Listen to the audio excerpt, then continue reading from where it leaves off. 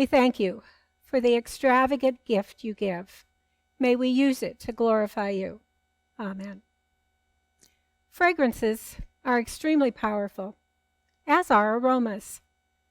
The aroma of fresh bread from the oven or fresh cut roses from the garden. Aromas can transport us to places or events from the past. I'm sure you've experienced this too. For me, there are certain scents that take me back to my childhood.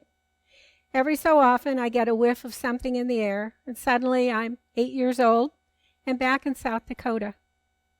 Mom's making soup and baking bread. Our text today from John has an aroma to it, the smell of exotic perfume.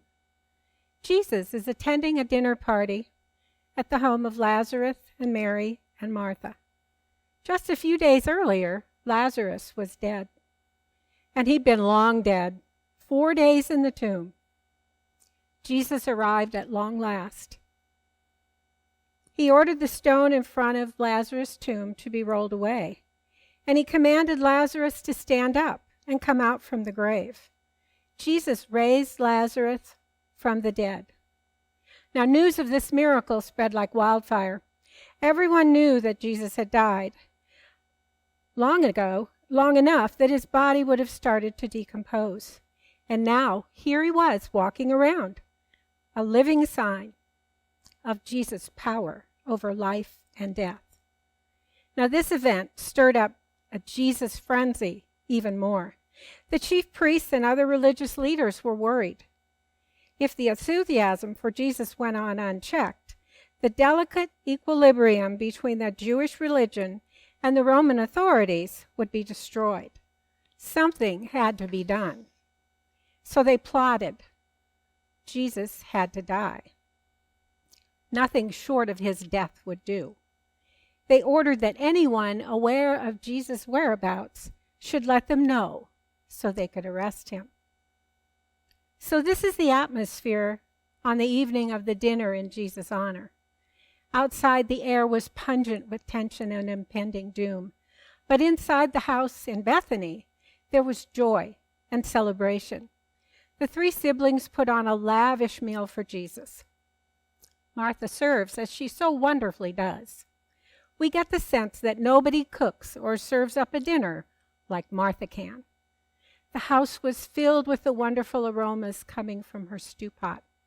Now Lazarus is there too. He's at the table with Jesus.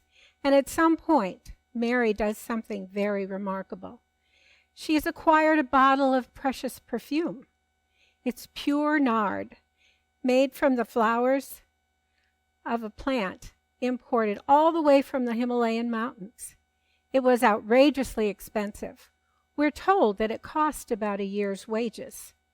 Judas equates it at about 300 denarii. How did Mary acquire it? Was it something she had? Was she saving it for a rare occasion? Or did she spend all of her savings in order to purchase it in the market? Had she shared with her brother and sister what she was going to do? Unfortunately, our text doesn't answer those questions, but they're questions that I had. Mary breaks the normal flow of the dinner party. She enters the dining area and kneels at Jesus' feet. She breaks off the neck of the perfume vial and proceeds to pour its entire contents on Jesus' feet. Then she unbinds her long hair and wipes his feet. It's a scene of remarkable intimacy. A woman would not have let down her hair in front of men, and she certainly would not touch a man, let alone his feet. But Mary must express her deep appreciation for Jesus. Not only had Jesus resurrected her dear brother, but he has saved the future of Mary and Martha. Without their brother, their future would have been doomed. Jesus hadn't only saved Lazarus, he'd saved Mary and Martha. Now, John's words are so descriptive, we can practically smell the perfume ourselves as he describes the moment. Mary pours out the perfume, and it's all spent. Her great offering is complete. And John says, The house was filled with the fragrance of perfume. Now contrast her actions with those of the chief priests and Judas. The religious leaders had just witnessed a tremendous outpouring of divine power. Jesus had raised someone from the grave. But they didn't want anything to do with it. They wanted to stop the flow of his divine energy, to reverse it. And Judas can only grumble. He's possessed by a complaining spirit, motivated by his own greed. He puts up the front of phony concern for the poor. He makes a snarky comment to put Mary in her place. Why was this perfume not sold for 300 denarii and the money given to the poor? But Jesus will have none of it, for Jesus is about to make an extravagant sacrifice of his own.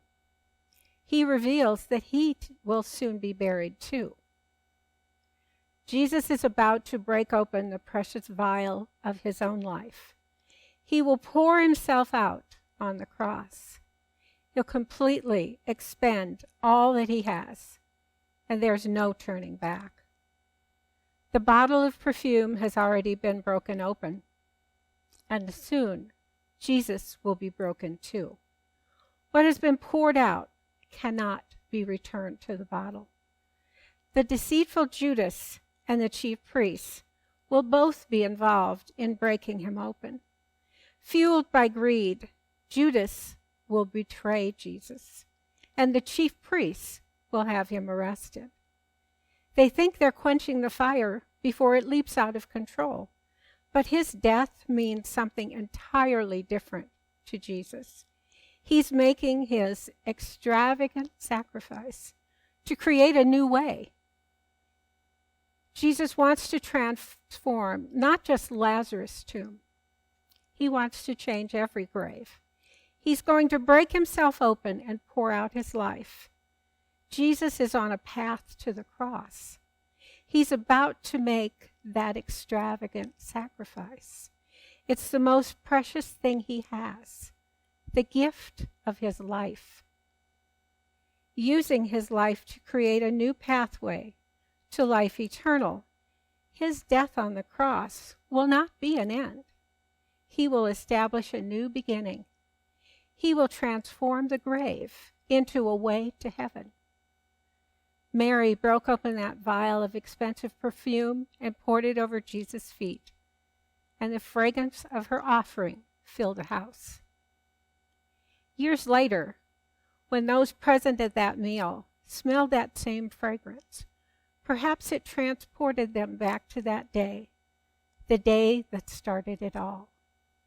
They could still see Mary on her knees, pouring that precious offering onto Jesus.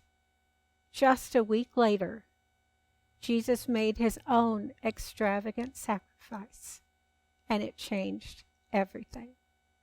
Amen.